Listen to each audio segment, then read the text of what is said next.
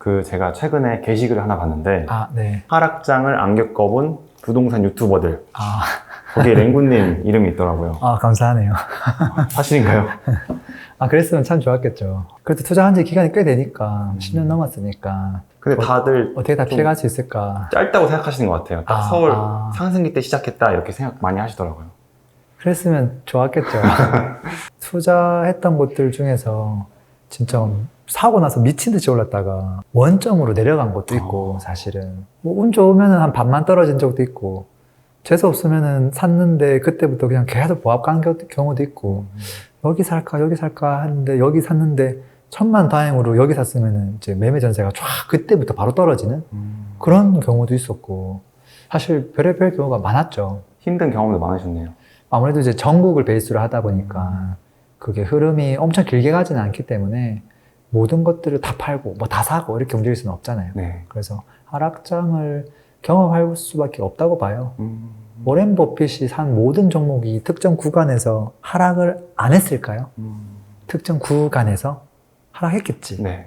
근데 제가 부동산 사서 팔아가지고 손해보고 판 적은 없거든요. 왜냐면 계속 가져가면 되니까. 그래서 너무 고점에 물리면은 이거는 피해가 크겠지만, 적당히 저렴하게 산 경우들은 이걸 버티면 웬만큼 회복하는 경우가 많았던 것 같아요. 그래서 저도 마냥 뭐 좋았던 경우만 있는 건 아니죠. 혹시 랭구님이 네. 하락장을 경험할 때마다 네. 나오는 패턴 같은 건 없었나요? 내가 샀는데 그때부터 떨어지는 경우는 사실은 잘 없어요. 네. 근데 뭔가 이제 입주 물량을 전혀 예상 못하고 그때부터 입주 물량 터지면서 훅 떨어지는 경우도 있긴 있어요. 근데 이거는 진짜 조금 그런 경우 많지는 않고, 대부분은 그 바로 직전에 어떤 일이 있었는지를 보면 항상 시세가 많이 오른 경우가 많아요. 이미 올라와 있는 상태에서 그때서부터 무슨 일이 벌어지는 거죠. 이게 한 3년 동안 계속 힘들었거나 보합이었거나 그랬던 애가 갑자기 하락하는 게 아니라 그런 애들은 원래 그냥 그 방향대로 그냥 가는 거니까. 근데 보통은 이제 우리가 하락에 대한 심각성을 느낄 때는 방향이 반대로 갈 때 그렇거든요. 산이 높았던 애들. 네. 그런 애들은 골이 깊었죠. 패턴은 3가지밖에 없어요. 딱 심플해요. 상황은 굉장히 복잡하지만 네. 패턴은 3가지예요. 압축해보면 급등했다가 진짜 원점까지 떨어진다. 네. 최악의 케이스죠. 두 번째는 급등했다가 한 절반만 떨어져서 이렇게 또 간다. 세 번째는 쫙 올랐다가 그때부터 그냥 계속 보합한다. 거의 3가지인 것 같아요. 그러니까 하락의 이 유형은. 일단 공통점이 급등이네요. 그렇죠. 근데 왜 하락하는 모습은 좀 다를까요? 이런 거 있죠. 우리가 보통 연애하다가 네. 갑자기 입을 통보 안 하잖아요. 앞에 무슨 시그널이 있을 거예요. 그렇죠. 이상하게 연락을 잘 하던 애인데 연락을 안 해. 어느 순간부터. 네. 그리고 문자도 잘 안 하고. 그리고 어떤 날은 데이트를 하는데 자꾸 딴 생각하는 것 같아. 그게 지속되다 보면 그날이 오거든요. 나 또 다른 사람이 생겼어 하면서 말을 탁 건네잖아요. 갑자기 좀 슬프네요. 부동산도 좀 비슷해요. 그래서 갑자기 뭔가 우르쾅쾅하고 이렇게 확 떨어지는 게 아니라 처음에는 심리에 의해서 이게 꺾여요. 고점에서. 네. 이건 너무 고점이라는 사람들이 생각하기 시작하거든요. 크게 무슨 일이 벌어지지 않았는데 불구하고 조금 조정받는 일들은 항상 있어 왔어요. 두 번째는 뭐냐면 그 상황에서 누가 가장 친한 친구를 데려오냐면, 심리가 꺾이면 미분양이 가장 먼저 발생할 가능성이 높아요. 그래서 미분양이 탁 발생하면 2차 하락이 시작돼요. 곧이어서. 근데 이제 3차 하락으로 원점까지 하락한 애들은 입주 물량까지 터진 애들이에요. 입주 물량은 지금 입주를 하는 게 아니라 사실은 3년 전에 분양해 놓은 것들이 오는 거거든요. 네. 3년 전에 분위기 좋았어, 사실은. 이거는 어떻게 보면 어떻게 될지 모를 일이었거든요. 근데 이 3가지가 다 만족되면 거의 원점까지 오는 것 같아요. 그래서 심리에 의한 하락. 이때는 보통은 매매가가 먼저 빠지죠. 야, 지금 고점이 하는데 갑자기 전세가 빠지지 않아요. 네. 지금 서울 갑자기 전세가 빠지나요? 안 빠져요. 안 빠지잖아요. 똑같은 네. 거예요. 근데 매매가 빠질 수 있죠. 네. 두 번째는 이제 미분양 본다 했죠. 미분양 터지면 이게 바로 매매가 10% 이상 떨어져요. 입주 물량 터지면 거기서 10% 이상 또 떨어져요. 그럼 이게 최대 한 20-30% 떨어질 수 있는 거죠. 네. 그럼 원점 되는 거거든요. 그래서 이 3가지가 맞물린 곳들이 있고 그렇지 않는 곳들이 있죠. 랭구님이 네. 경험했던 지역 한번 예로 얘기해볼까요? 보여주시면 좋을 것 같아요. 예를 들어서 예전에 뭐 2011년도나 네. 되게 오래전 돌아가야 되는데, 네. 지방 도시들 이제 투자를 많이 했으니까 뭐 포항 같은 곳들, 그런 것들 그래프 한번 띄워볼까요? 네. 2011년도부터 신나게 올랐잖아요. 근데 16년부터 팍 꺾였죠. 이때부터 무슨 일이 있었을까? 첫 번째, 야, 포항이 무슨 이게 말이 돼? 심리에 의한 하락 이야기 계속 나오는 거고요. 근데 그것만 나왔으면 이렇게 안 내려갔을 거예요. 네. 그 순간부터 신기하게 미분양이 급증하기 시작했어요. 그 마음을 가지고 아무도 청약을 안 넣는 거예요. 입지가 괜찮았는데 2차 하락하는 거죠. 근데 때마침 2, 3년 전에 분양했던 단지들이 많았어요. 입주 물량 쏟아지는데 이걸 청약 받아놓은 사람도 있죠. 100%. 네. 내 집을 팔고 들어가야 되는데 내 집이 안 팔리는 거예요. 그럼 어떻게 되는 거예요? 매매 전세가 그냥 입주 물량 터지니까 전세는 당연히 반값인데 매매를 팔고 가야 되잖아요. 네. 매매가 그냥 쫙 빠지는 거예요. 그럼 이렇게 푹 빠지는 거예요. 거의 지금 2012년도로 돌아갔거든요. 그러고 나서 다시 올라갔죠. 네. 근데 여기서 한 가지가 더 있었어요. 포항은. 경기가 어려웠어요. 포항 제철이. 거기다가 지진까지 났어. 이거는 천지지변까지 있었던 거거든요. 그래서 내가 방금 얘기한 거 3가지죠. 네. 심리에 의한 하락, 고점 찍고, 2번째 미분양, 입주 물량, 거기서 공통적으로 경기는 중요하다라는 거거든요. 그래서 포항은 이렇게 됐던 거고, 그리고 인접한 또 경북 지역의 구미도 마찬가지였어요. 여기도 이제 2011년도부터 계속 올랐다가 이게 지금 16년도부터 분위기가 완전 바뀌었거든요. 그 이유가 그때서부터 미분양이 바로 터졌어요.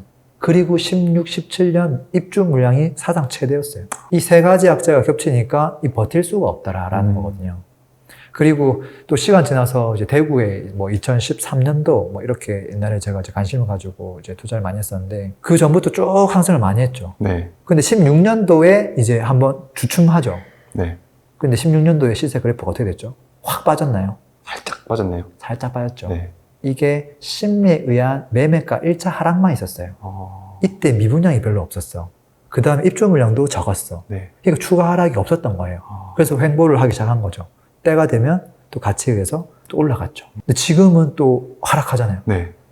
그 전에 올랐잖아요. 네. 심리의 하락, 네. 미분양 폭등, 네. 입주 물량은 지금 적재되어 있거든요. 올해 지금 주춤한데 내년에 사상 최대 입주 물량이거든요. 그러면 더 하락하겠네요. 99% 하락하죠. 이걸 보면 금방 알 수 있어요. 그 다음에 이제 제가 예전에 한 4년 정도 근무했던 창원, 네. 여기 같은 경우도 2011년도부터 미친 듯이 올랐거든요. 제가 2012년도에 와 창원에 야, 내 집만을 하면 좋을까 말까 잠깐 고민했었어요. 네. 근데 그때 고점이었거든요. 물론 내 집을 안 했어 창원에. 네. 근데 그 이유 어떻게 된 줄 알아요? 살짝 빠졌죠. 네. 조금밖에 안 빠졌죠. 네. 왜 안 빠졌냐면 다들 고점이다 고점이다 인식이 있었는데 미분량이 조금밖에 없었어. 입주 물량도 많지 않았고. 그래서 그냥 조금 조정받고 또 바로 올라갔죠. 근데 이게 16년도부터 꼬꾸라졌죠. 네. 이게 왜 그러냐면 이때부터 미분량이 폭발했어요. 입주 물량 가는데 여기서 마지막 펀치가 조성은 경기가 어려웠어요. 피해갈 수가 없는 거예요. 네. 쫙 내려왔죠. 지금은 다시 역전됐지만. 그 다음에 이제 제가 또 전라도 쪽은 광주를 이제 과거에 관심을 많이 가지고 있었는데 여기는 보면 2009년부터 지금 급등했다가 뭐 제대로 하락한 적이 한 번도 없죠. 보합은 있으나 하락이 없죠. 네. 왜 그러냐면 사람들의 심리는 꺾일 수 있죠. 야, 너무 비싸다, 더 비싸다. 근데 미분양이나 입주 물량이 터진 적이 없어요. 그냥 계속 하는 거예요. 그러다가 물량이 사라지면 또 오르고, 또 물량 사라지면 또 오르고, 반복되는 거죠. 광주가 그랬고요. 그 다음에 이제 수도권 인천 이런 지역. 2009년도부터 계속 하락했잖아요. 14년도까지. 네. 근데 이게 왜 하락했냐 보면 그때 미분양 무덤이라는 뉴스가 떴거든요. 게임 끝난 거죠, 사실은. 네. 미분양 무덤에 입주 물량까지 있었으니까. 그리고 그 미분양이 2015년까지 사라지지가 않았거든요. 근데 그것들 다 소화가 되고 그제서야 이제 오른 거죠. 그래서 하락했던 것들을 보면 공통된 이유들이 분명히 있어요. 요약해보면 1차 심리에 의한 매매 가격 하락. 2차 그 심리가 얼어붙어서 청약을 안 하니까 미분양 발생하면서 바로 2차 매매 가격 하락. 그리고 나서 시간 지나서 이전에 분양한 것들이 입주가 터지면서 3차 전세 가격이 매매 가격까지 끌어내리면서 매매 전세 동반 하락. 이 3차 하락이 1, 2, 3 펀치로 나오는 거거든요. 그게 얼마나 빨리 나오느냐, 겹쳐서 나오느냐, 안 나오느냐. 그 차이가 있는 거죠. 서울은 얘기 안 해주셨는데 서울은 어떻게 되나요? 서울은 이제 지금 현재 상태를 보면 많이 오른 건 사실이죠. 네. 7년 동안 올랐으니까. 네. 막 3배로 올랐으니까. 사람들 심리가 정상적으로 작동하겠죠. 이거 미친 가격이에요. 네. 너무 저는 당연하다고 봐요. 숨고르기 한 기간도 필요하고, 그리고 10% 정도는 심리에서 내려갈 수 있어, 꺾일 수 있어. 금매도 나올 수 있어. 근데 이제 거기까지를 하락으로 보기가 애매하거든요. 여기서 이제 10%, 20%가 더 팍팍 빠져야 되는데, 네. 그게 빠지려면 이 2, 3가 필요하잖아요. 네. 미분양 입주물량 터져야 되는데, 그 가능성이 굉장히 좀 낮죠. 네, 그렇지만 우리가 좀 관심 있게 봐야 되죠. 네. 혹여나 또 너무 고분양가로 해서 9억 이상은 이제 분양가 상한제로 대출도 안 된다 하는데 네.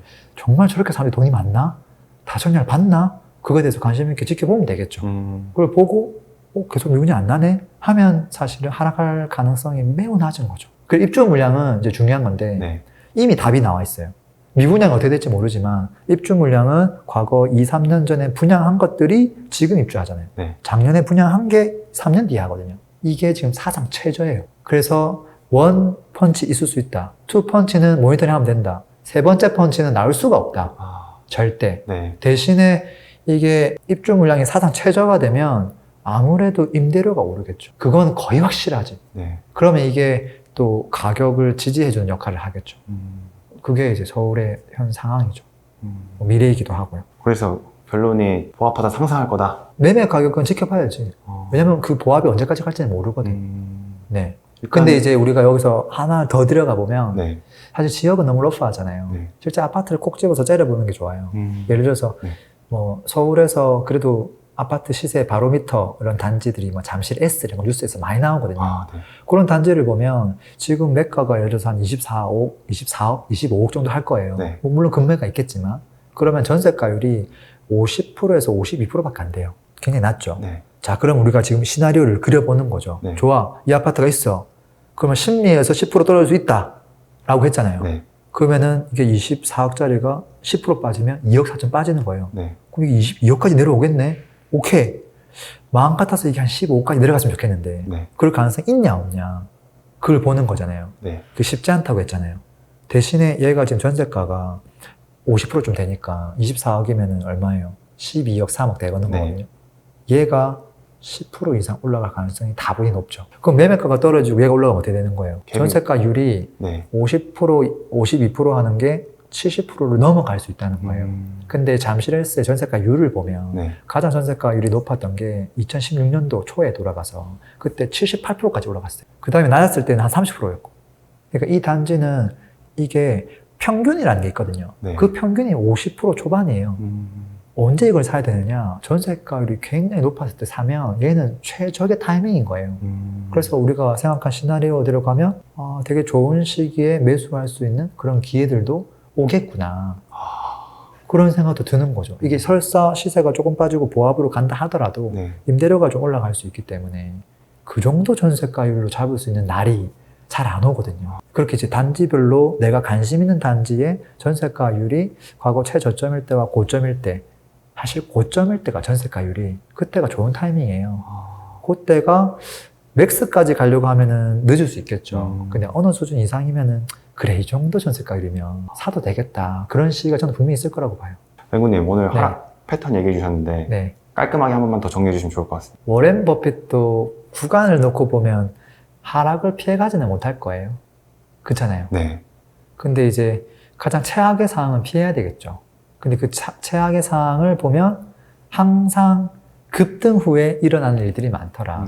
근데 급등을 하고 나면 결국 세 가지 시나리오가 있는데 보합을 하거나 반타작 나거나 완전 원점 돌아가거나 이 세 가지가 있는데 이 세 가지는 왜 그런 일이 벌어지느냐? 심리에 의한 하락, 그 다음에 미분양으로 인한 하락, 입주 물량에 의한 하락. 네. 그리고 뭐 경기가 갑자기 안 좋다거나 겹쳐지면 뭐 더 안 좋겠죠. 그래서 이 네 가지 요소에 대해서 좀 잘 체크해 보시면 좋을 것 같습니다. 맹구님 저도 하나 추가해도 될까요? 네. 그리고 그 속에 기회가 있다. 아, 좋네요. 네. 그리고 그 속에 기회가 있다. 오늘도 들어주셔서 감사합니다. 행복한 하루 되세요. 피스!